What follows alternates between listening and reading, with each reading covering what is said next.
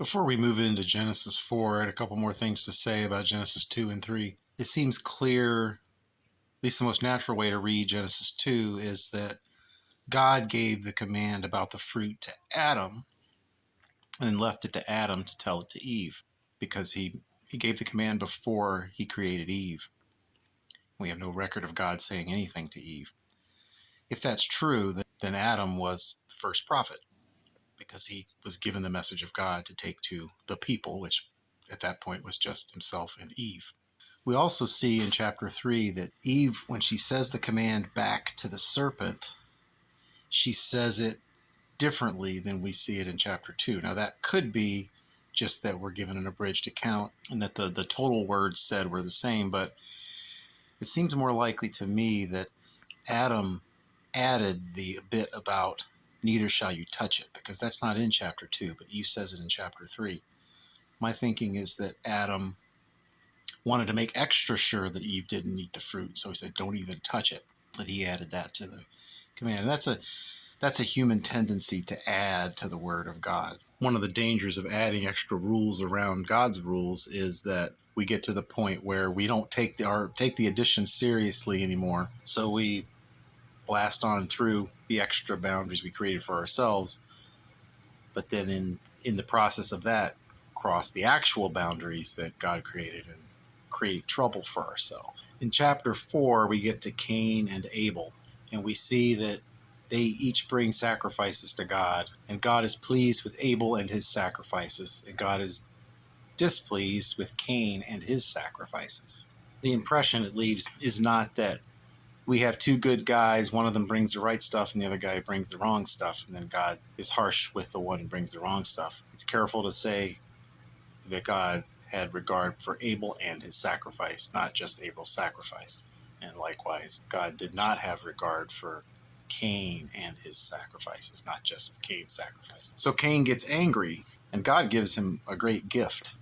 God speaks to him. So while Cain is angry, the Lord said to Cain, why are you angry, and why has your countenance fallen?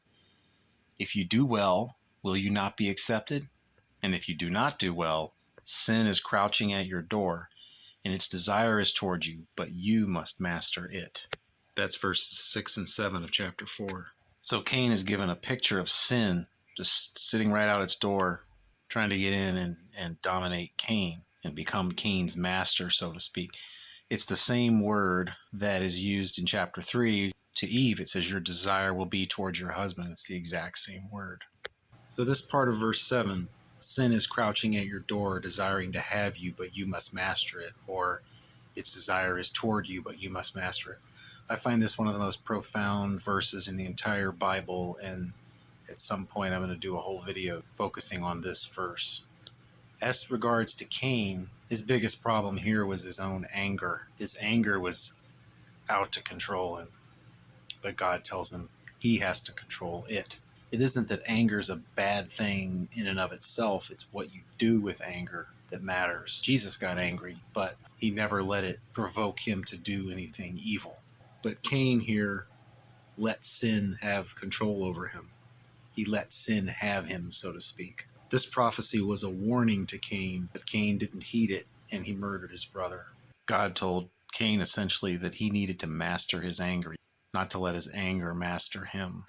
And when Cain didn't listen to God and chose to murder his brother, we get the next prophecy in his punishment. God says to him, what have you done? The voice of your brother's blood cries to me from the ground. And now you are cursed from the earth, which has opened her mouth to receive your brother's blood from your hand. When you till the ground, it shall not any more yield to you her strength. A fugitive and a vagabond shall you be in the earth. So because he polluted the ground with his brother's blood, he's punished by no longer getting the fruit of the ground that he had been accustomed to getting. And he also has to flee, leave everything behind. That prophecy was a statement of what will happen, not a warning or promise per se. It was a statement of what will happen as a judgment. Then Cain complains about his punishment, saying it's too great to bear and he's got to run away, but that anyone who would find him would kill him. So God gives him a merciful promise. He says, if anyone kills Cain, vengeance will be taken on him 7 times, which I think means 7 of his own people will be killed if he kills Cain.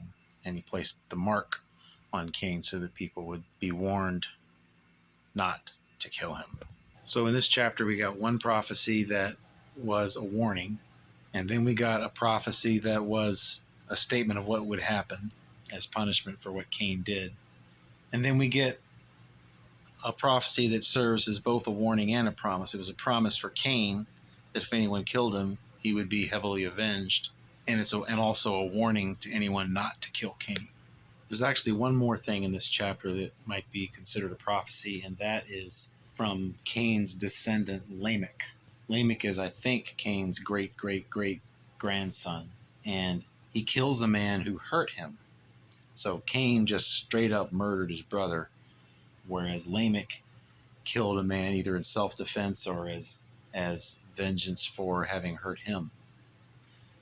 So Lamech takes it upon himself to say, if Cain shall be avenged 7 times, truly Lamech 77 times. So presumably because his was justified in his mind as opposed to Cain, that's why if Cain should get 7 times vengeance, he should get 77. Interestingly, when Lamech says, if Cain shall be avenged 7-fold, that seems to imply that Cain had not been murdered. So God fulfilled his promise to protect Cain.